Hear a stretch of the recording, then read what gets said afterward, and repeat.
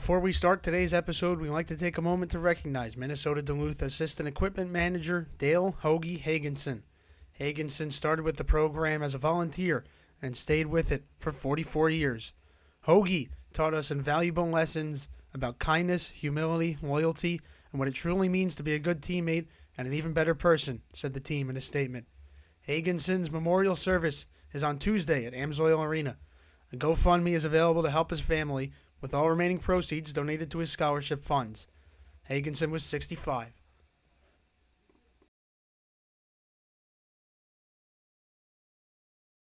What's up, everyone? Welcome back down to Ice Level. As always, I'm your host, James Blennau. Before we get into everything this episode, and as the Olympics wrap up, I want to take a moment to recognize all of our medalists who came through the college ranks. Congratulations to Team USA on breaking its 46-year gold medal drought with no shortage of college hockey alumni on the squad. From Michigan, Zach Werenski, Quinn Hughes, Dylan Larkin, and Kyle Connor. From Minnesota, Brock Faber and Jackson Lacombe. From Boston University, Jack Eichel, Clayton Keller, Charlie McAvoy, Jake Ottinger, and Brady Tkachuk. From Boston College, Matt Boldy and Noah Hannafin. From North Dakota, Brock Nelson and Jake Sanderson. From Omaha, Jake Gensel. From Maine, Jeremy Swayman. And finally, from UConn, Tage Thompson.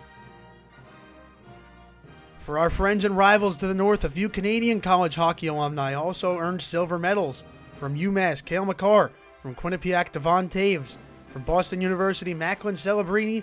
And from Alaska, Colton Parayko.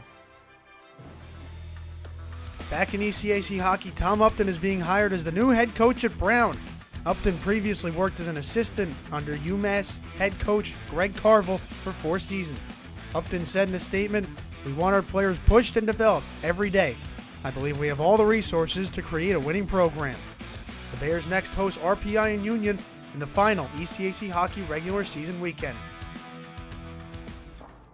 Game of the week, it's number 12 Boston College at number 10 UConn in Hartford. Eagles won game 1 at Conti Forum 5-2. Let's check out game 2. We start in the first period, UConn on a 4-on-3. Caden Shannon pops one from the bumper. Huskies lead 1-0. Later on in the period, BC power play, Dean Latorno rips one from the high slot home. Eagles tied at 1. In the second period early on, Luca Cloutier robs the Huskies point blank, keeps it tied at 1. Later on, a UConn 2-on-1. Shahan drags and shoots, but Cloutier stands tall again. In the third period now, BC breakaway, Oscar Hemming charging down, stopped by Tyler Muselic. A few minutes later, Viking Gustafsson Nyberg blocks the shot from the open crease. And we go to overtime after a defensive battle. Andre Gasso charges down the slot, but saved, but Lucas Gustafsson fires it home. Eagles sweep the series.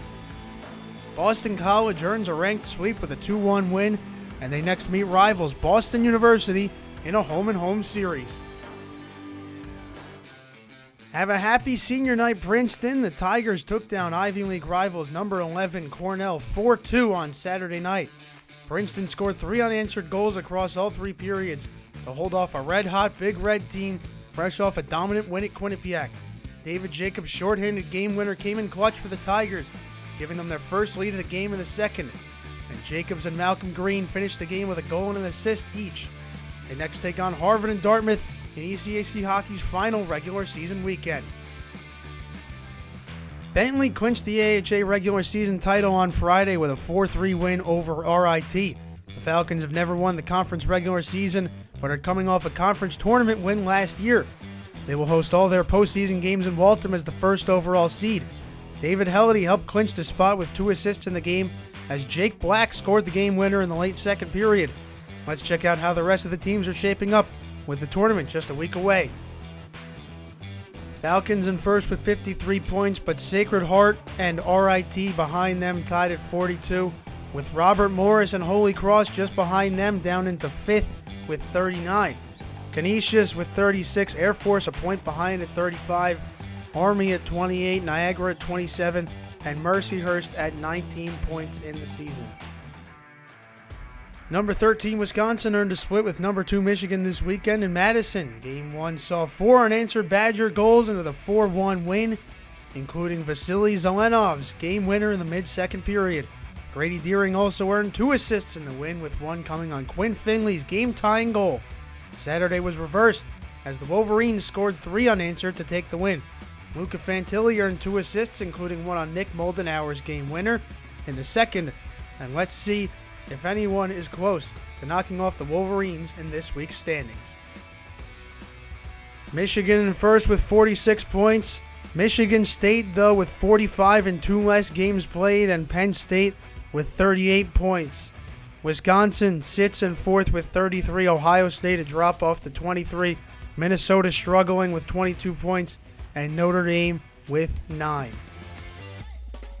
In the CCHA, number 18 Augustana took 5 of a possible 6 points this weekend, facing number 15 St. Thomas on the road. On Friday, Colin Jastrzebski's goal tied the game with 45 seconds left as the Viking net was empty. Tyler Hennon and Brett Meerman ended it in the shootout, going 2 for 2 as Josh Kotai stayed perfect in net after overtime. Saturday saw Kotai shut out the Tommies 4-0, saving 28 of 28 shots. Easton Young picked up 2 assists as the Vikings piled on 3 goals in an explosive third period. Let's check out the standings as the conference continues to eat itself. Augustana in first at 50 points, but their lead is a small margin with St. Thomas and Michigan State just below them, each at 48. Minnesota State at 46 below them, and Bowling Green charging up from behind with 44. Bemidji State a drop off to the Beavers at 32, Lake Superior State at 29, Ferris State at 18, and Northern Michigan at 12. In ECAC hockey, before the upset on Saturday, Cornell exploded for a 6-1 win at number 5 Quinnipiac. Charlie Major scored 2 goals, Aiden Long had a goal and 3 assists alongside Jonathan Castagna, and Caton Ryan picked up 1 and 1. It's the largest win margin by either team in the matchup since 2018. The Big Red only allowed 25 shots on Alexei Cornoyer and blocked 13.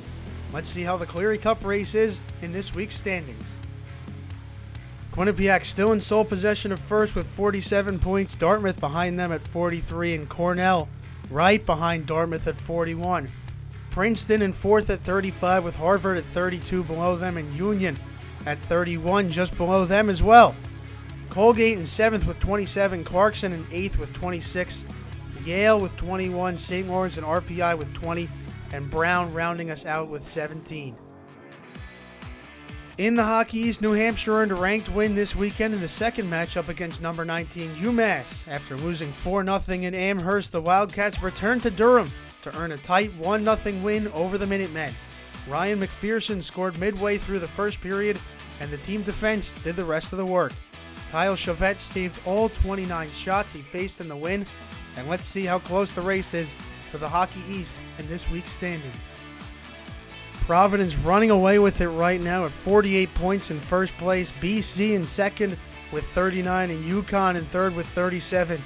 UMass climbing up with 32, tied with Northeastern. Maine in sixth up to 30. BU dropping to 7th with 29. Merrimack in 6th with 26. UMass Lowell with 25. New Hampshire with 23. And Vermont at the bottom with 21 points in 21 games. In the NCHC, number 9 Minnesota Duluth earned a massive ranked sweep over number 20 Miami and Oxford this weekend. Game 1 saw the Bulldogs score 5 unanswered in a 5-2 win over the Red Hawks. Max Plant, Hunter Anderson, and Jason Shugabay each earned a goal and an assist. Saturday's 4-1 win also featured stellar offensive performances, with Aaron Pionk and Hunter Anderson each having a goal and an assist for the Bulldogs. Let's see if anyone can catch North Dakota in the NCHC title race. Fighting Hawks lead the way with 51 points in 22 games. Western Michigan just behind them with 46, tied with Denver just behind them in third by the tiebreaker. Minnesota Duluth at 34, a huge drop-off there. St. Cloud State at 30, Miami at 25, tied with Colorado College. Arizona State with 22 points, and Omaha with 21. In this week's USCHO poll, Michigan State in first place with 49 votes. Michigan in second with 1, followed by North Dakota, Western Michigan, and Penn State hopping up to 5. Providence, Quinnipiac, Denver, Minnesota, Duluth, and Boston College take us to 10.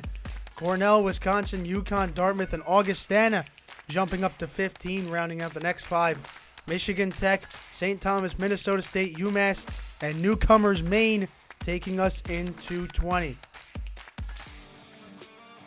In the forecast this week in ECAC hockey, number 7 Quinnipiac faces number 14 Dartmouth with a chance to clinch the Cleary Cup on Friday night in Hanover.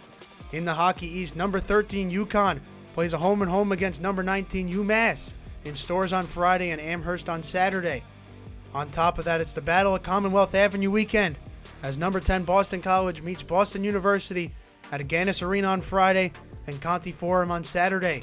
And finally, it's top 5 hockey in the NCHC as number 3 North Dakota heads to Lawson Arena for a 2-game set against number 4 Western Michigan. That's all for this week on Ice Level. Thanks so much for coming down with me. Be sure to be on the lookout for all the amazing games coming up next week.